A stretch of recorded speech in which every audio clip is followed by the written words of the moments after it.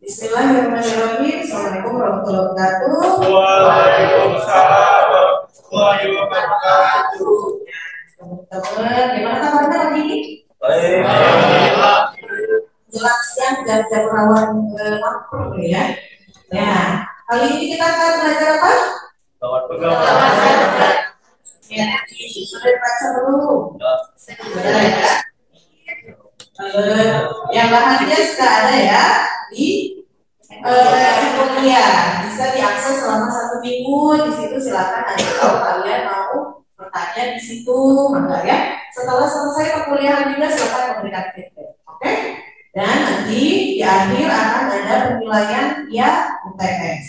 Jadi ini adalah bagian dari rencana pembelajaran semester. Kalian kan belajar mata kuliahnya adalah pengetahuan daruratan penanggulangan bencana ya, PDRM. Nah, ini adalah topik-topik yang membentuk nanti kalian supaya punya latar belakang medis sebagai dokter untuk keterampilan penanganan keadaan darurat tentunya. Kan sebentar lagi mau koas nih ya. Nah, supaya terampil ya. Jadi nanti kalau ada pasien jiwa jangan kabur ya, jangan duduk keluar meja ya. Nah, nanti kalian harapannya bisa melakukan prosedur klinis nih yang berkaitan sama masalah kesehatan. Di sini adalah psikiatri. Nah, ini ya, kita melakukan kuliah interaktif. Nanti kalian diharapkan untuk menguasai materinya dan kalian diharapkan bisa tepatnya dan sesuai penanganannya nanti setelah ke klinis, kemudian setelah menjadi dokter, itu seperti ya.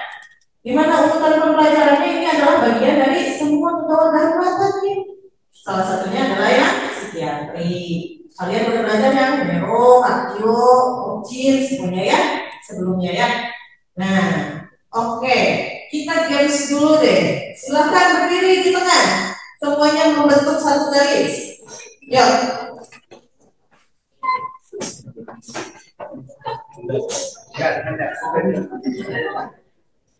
Belakang.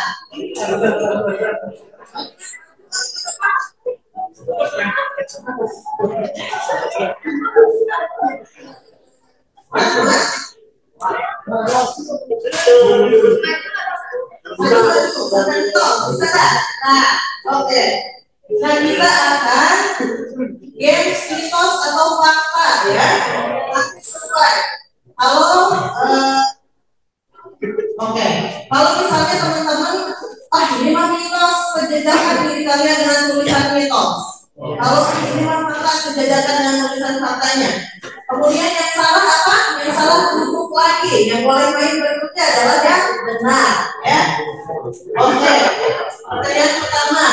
Ketika datang pasien yang gelisah dan ingin bunuh diri, ngobrol lebih didahulukan daripada obat. Mitos atau fakta?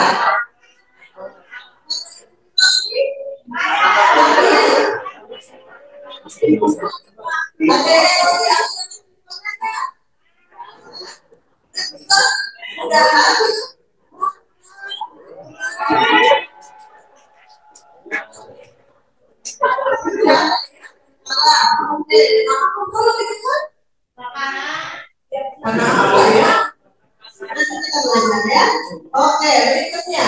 Angka bunuh diri lebih besar pada perempuan dibandingkan pada laki-laki.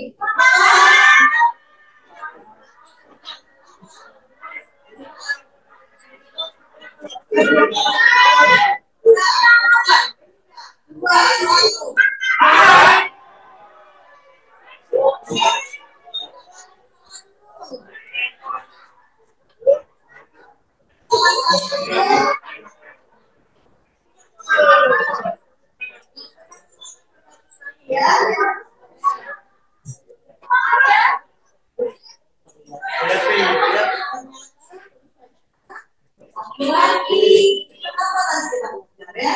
Wah, kok jadi cuma sedih? Oke, bunuh diri sekali dilakukan tanpa sadar. Itu satu fakta.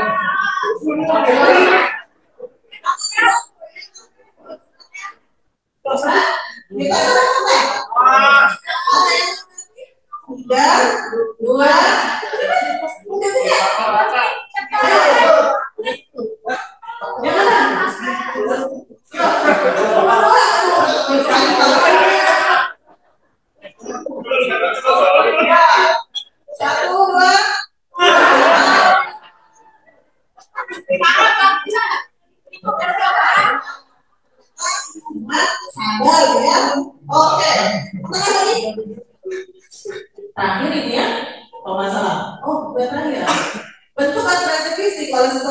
bertujuan untuk melukai disebut dengan violence. Benar nggak? Silakan. Benar? Salah atau benar? Oke, jawabannya benar.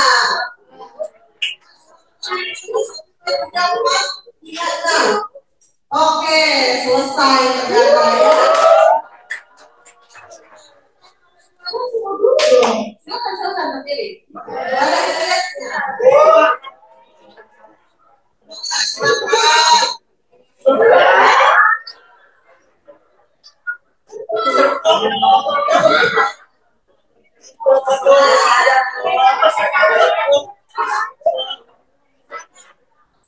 Selamat ya. Oke. Kalau kalian baca modelnya ada semua. Nah, tapi berhubungan juga ya. Oke, kita mulai. Apa sih kegangguan perilaku psikiatri? Dia adalah suatu kondisi yang ditandai oleh adanya gangguan pikiran, mikirnya terganggu, perasaannya terganggu, dan perilakunya terganggu.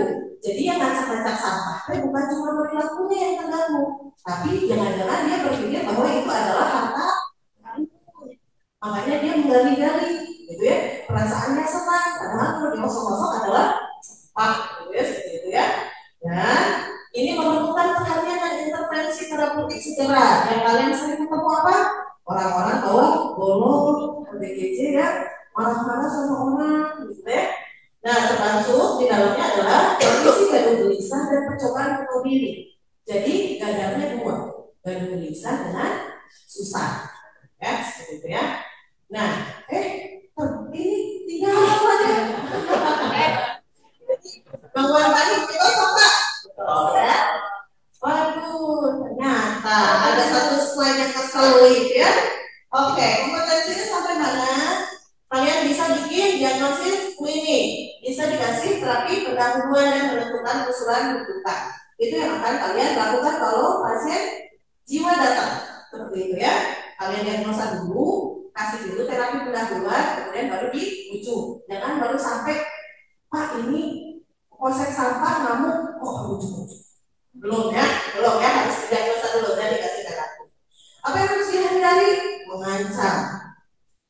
Dokter sekongkol ya, saya marah nih, saya juga marah. Nah, balik marah, jangan ya, jangan jadi utang. Kenapa kamu teh? Jadi dokter, kenapa? Baru putus. Gitu wah. Jika nawon sih, atau katanya pacarnya dilihat, nawon tuh diarahin. Apa ini tuh yang dilihat? Belum sampai kayak bunuh diri. Dan sebentar ya, jangan ya. Menertawakan, dan dia membuat pasien merasa gak aman. Tadi, kalau bapak marah-marah, kita ikut ya. Suntik mati mau, suntik mati. Jangan ya. Nah, keluarga yang membawa. Strateginya apa? Strateginya adalah melakukan penilaian bahaya untuk melukai atau menyakiti diri. Hati-hati, ya. Kemudian penting untuk memperhatikan keselamatan staf, anggota tim dan keselamatan pasien. Cegah dari perlukaan, sadari bahwa semua pasien memiliki potensi untuk melakukan kekerasan, termasuk pasien yang depresi. Hati-hati, ya. Kalau psikotik ya dia bisa saja mencegah kamu, gitu ya. Kemudian dapat dilakukan di dalam atau di luar gedung. Kalau pasiennya sangat gelisah, kamu akan keluar, gitu ya. Jangan, wah mau dong di ambulan, pokoknya mas saya kan di rumah caranya, nah bahaya ya. Kita jangan. Dan jangan sendirian, minimal 4 orang di dalam tim, gitu ya. Cek benar-benar berbahaya, mesti dia bawa gunting, senjata, pisau, garpu, hati-hati ya. Nah, jadi tadi ya, kalau daruratan ini sebenarnya dibagi dua, yaitu gaduh gelisah, yaitu agitasi, agresif, dan violence serta suicide, gitu ya.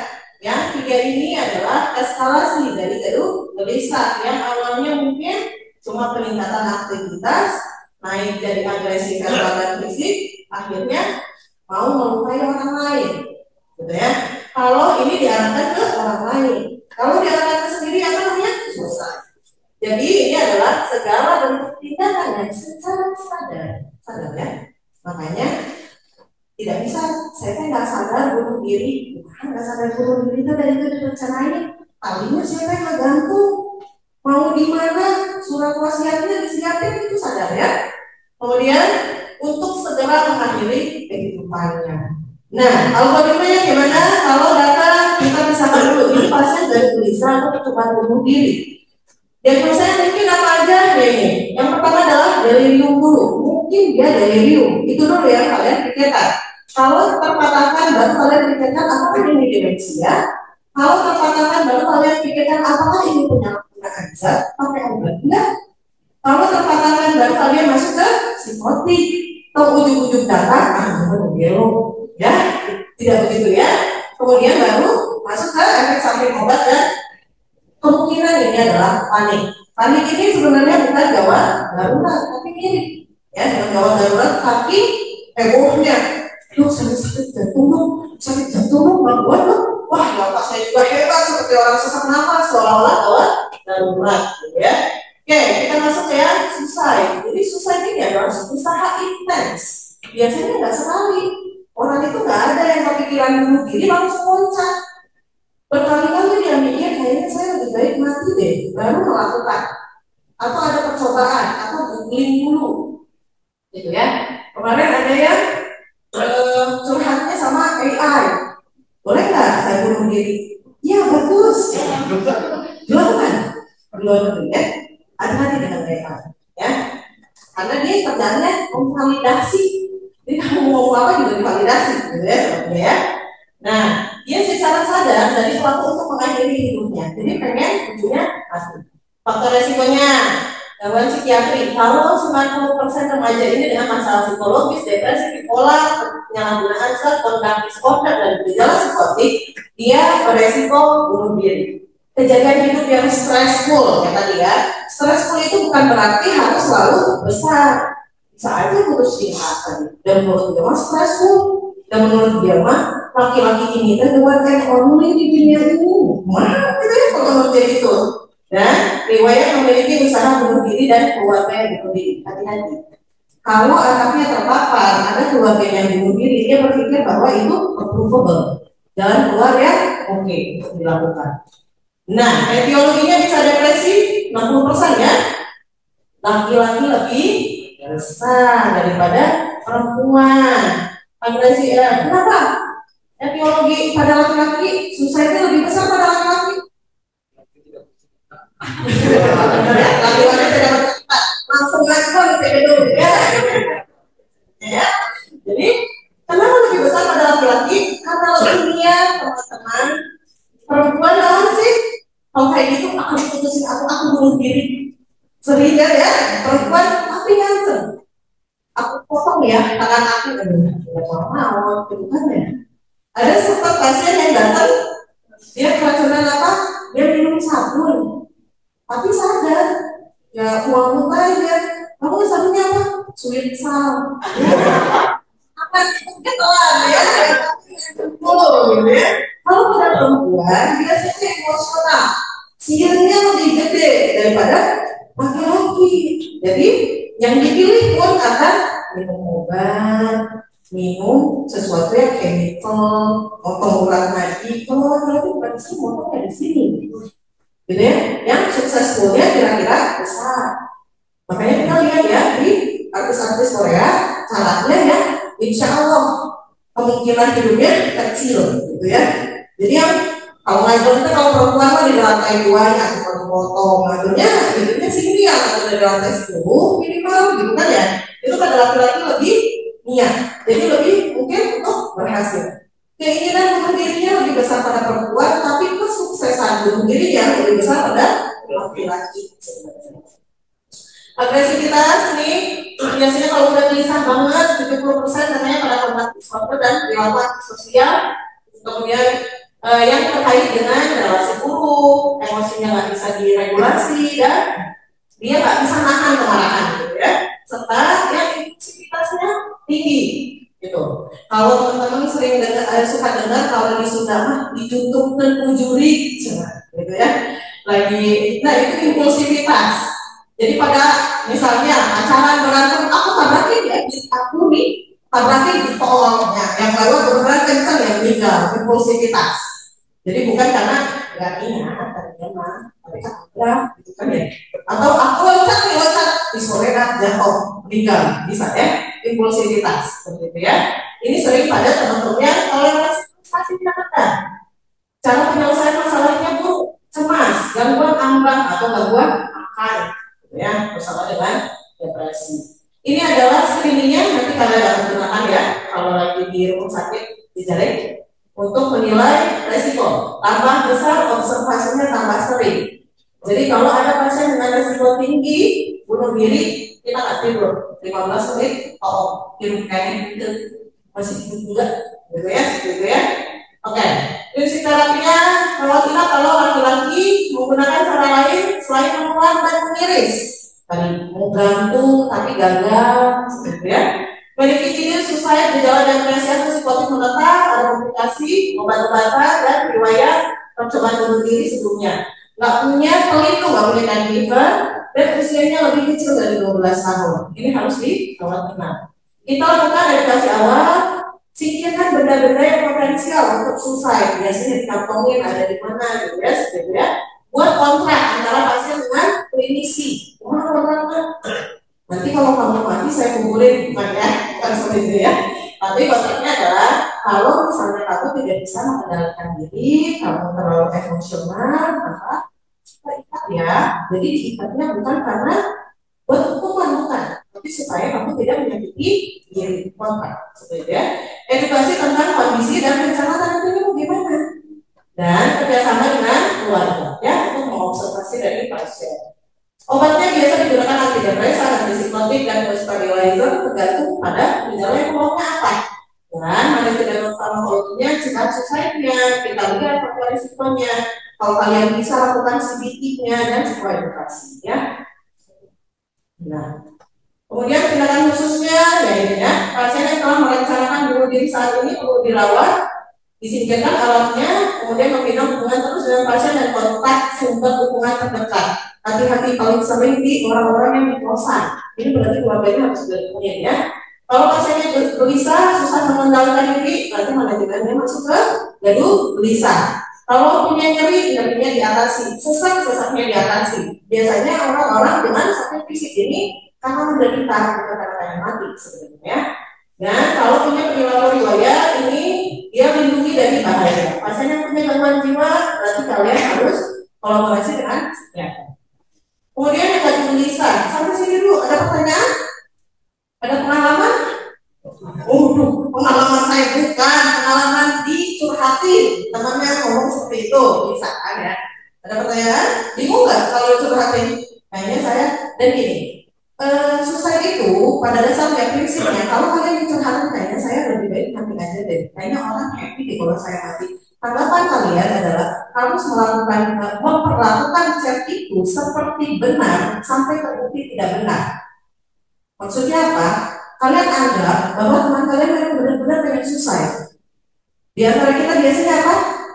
Kalian malah baik, berperan, apa sih gitu doang? Dinolkan, ini salah. Jadi lebih baik kita anggap dia memang benar-benar pengen bunuh diri, ternyata enggak, sama juga.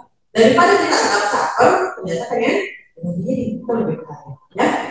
Oke, kalau itu kita masuk ke agitasi.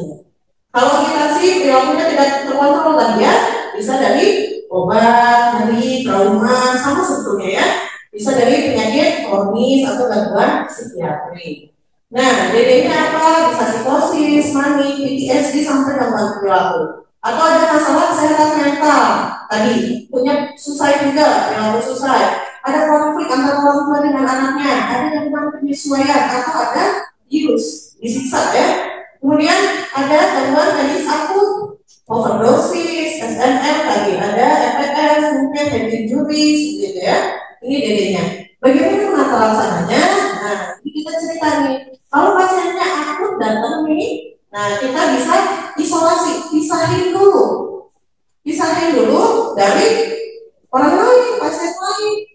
Kalau dia lagi ngamuk-ngamuk, bisa geger satu IGD ya. Jadi pisahkan ke tempat yang paling aman, paling tenang, bisa. Dan kalian verbal de-escalation. Apa verbal de-escalation teh? Ada yang mau jawab? Betul, pintar. Namanya siapa? Taufik benar. Jadi harus diturunkan dulu tensionnya supaya tidak marah gitu ya, tidak gelisah. Kalau misalnya sudah tenang, ya udah, berarti kita tinggal monitoring, obatnya tinggal diminum. Tapi kalau nggak bisa tenang atau kayaknya ada bahaya nih ya, yang iminen, kayaknya bahaya nih. Nah kita lihat dulu. Ini kalau ada danger ya, berarti kita pilih seklusi atau di spray. Seklusi tadi disakin, dimasukin ruangan, karena kalau ya mau dinding laboratorium semua. Nah itu seklusi namanya. Tapi kalau di spray yang diikat, yang nggak bisa bergerak gitu ya, atau ke bed ya, itu di spray. Nah kalau tidak ada ya berarti kita nilai dulu, ada intoksikasi zat tidak, ada minum zat tidak. Kalau iya berarti kita lihat dulu, kita kasih penanganan dulu, karena ini gangguannya dari penyalahgunaan zat. Tapi kalau enggak, kita tanya ada indikasi psikotropik atau tidak. Kalau misalnya tidak, baru kita lakukan psikofarmaka, gitu ya. Kita lakukan tindakan. Kalau kooperatif dikasih obat oral, kalau tidak kooperatif berarti dikasihnya obat suntik, teman-teman ya. Oke, nah ini adalah gangguan yang terlihatnya gawat padahal enggak. Gangguan panik, dia berdebar, kok saya sakit dada, saya nggak bisa nafas dong. Nah ini biasanya katasan pasien gawat darurat. Dan gangguan disosiatif konversi. Ada yang masih ingat apa tuh gangguan konversi? Disosiatif? Ayo, masih ingat ya? Yang mana? Yang dia menyalurkan energi emosionalnya menjadi gangguan neurologis. Seperti apa? Mendadak lemes, tiba-tiba nggak bisa jalan, gitu ya. Dok, saya tiba-tiba nggak bisa jalan, dok. Tapi kalian periksa refleks fisiologisnya masih tuh, nah, itu bisa jalan, gitu ya. Nah, ini jangan-jangan adalah gangguan konversi. Jadi kalian harus berkolaborasi dengan bagian neuro ya, kalau seperti ini. Kalau ternyata memang dalam neuro nggak ada clear bersih, ini bukan gangguan saraf, berarti kalian perlu ke psikiater. Oke, terima kasih sudah menyimak. Ada pertanyaan nggak? Dulu, mana yuk? Saya masih punya coklat nggak? Jadi dingin-dingin. Ada yang nanya nggak? Kesalahan aja. Pernah dapat pengalaman, ada yang punya pengalaman di sharing di WA nih, kayaknya saya mau mati, depresi, gitu ada? Atau diancam pacarnya, saya mau mati kalau putus, ada mau berbagi? Yuk,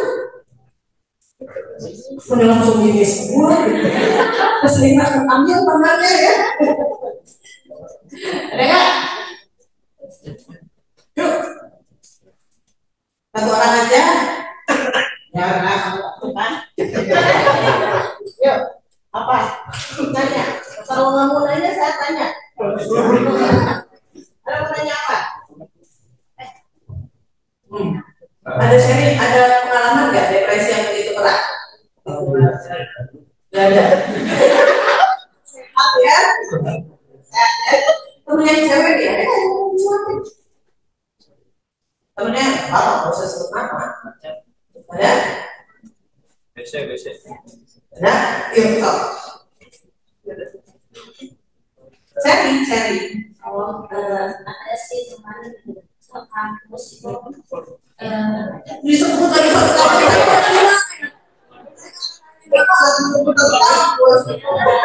satu kampus tulis bang, bisa kita lunas lainnya. Oke. Terus saya seorang diri tapi dari segi orang tua juga kenapa tuh? makanya orang tua itu katanya bikin trauma terus sampai dulu tuh kalau misalnya sakit juga dibilangnya tuh saya orang tuanya dibayar padahal dokter jadi bilangnya ya paling sakitnya ringan padahal tuh sampai pernah sembuh juga. Iya.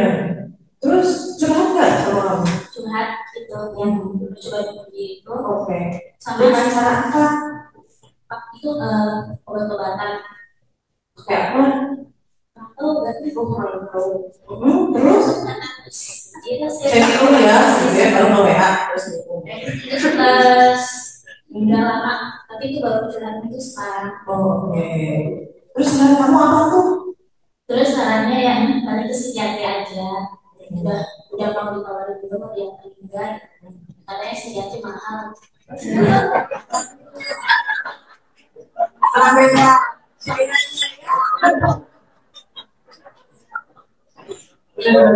Oke, jadi udah bro psikiater ya. Kan anak dokter atau ya kan, dokter itu kan nggak mau ya orang tidak tahu ya. Jadi gimana? Lalu psikolog doang katanya tuh takut nanti takut itu soalnya sebelumnya pas ke psikolog itu pernah dibocorin ke orang tuanya. Iya, baik. Terima kasih sharingnya ya. Siapa namanya? Dia bisa.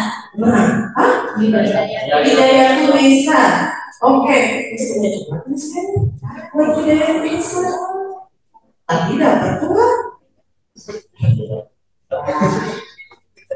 Silakan. Iya. Nah, gitu ya. Jadi bagus ya. Sarannya tepat sekali. Harus kan akui kalau kalian merasa sudah tidak bisa menghandle mahal kayak BPJS, tidak boleh ya. Kalau ada yang namanya BPJS yang nunggak terus itu kayak tidak boleh ya. BPJS, ya. BPJS itu bisa loh ke psikiater, bisa loh ke psikolog. Jadi minta aja rujukan ke PPK satunya, gitu ya, seperti itu ya. Nanti akan dirujuk seperti itu. Lalu ke psikiater, apalagi kalau udah sampai ada percobaan bunuh diri, gitu. Udah anaknya psikiater sebetulnya. Kenapa jadi ranahnya psikiater harus masuk obat? Gitu. Pernahkah kalian ketemu teman udah dinasehatin ini susah gitu, tetap aja dia melakukan apa yang menurut dia benar, ada kan? Tapi curhat juga benar kayaknya, gitu ya. Ada itu butuh obat ya teman-teman. Kita semua tahu salah gitu ya. Udah tahu suka gitu tapi nggak belajar. Berarti betul enggak ya? Kalau misalnya itu nggak masuk, jangan-jangan memang sudah gangguan telat. Saya dia tidak bisa membantu. Seperti ya. Nanti kalian boleh rujuk ya. Susah ya tadi ada BPJS. Masuk aja ke PPK satunya nanti ada rujukan. Oke? Oke, terima kasih sudah bergabung. Kelasnya sudah habis. Saya tutup kelasnya. Assalamualaikum warahmatullahi wabarakatuh. Oh ya, nanti kalian boleh kasihkan feedback juga ya dari kuliah. Kalau misalnya ada yang kurang berkenan untuk saya, itu seperti itu. Misalnya itu misalnya, kalau misalnya di dalam kelas ini dirasakan dulu. Oke, terima kasih atas hadirnya. Assalamualaikum warahmatullahi wabarakatuh. Waalaikumsalam warahmatullahi wabarakatuh. Oke, terima kasih ya teman-teman. Atau pemutisan ya.